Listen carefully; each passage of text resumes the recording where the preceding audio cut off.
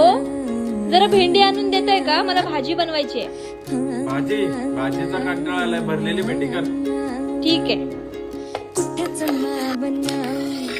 हाती बिगावना ऐकून येड मन हे असं कठावना दडड उसरना हुरहुर बिसरना त्यात खुळा एका जागी कुठच ठरना जागत राहतो एकट गात सपन बघत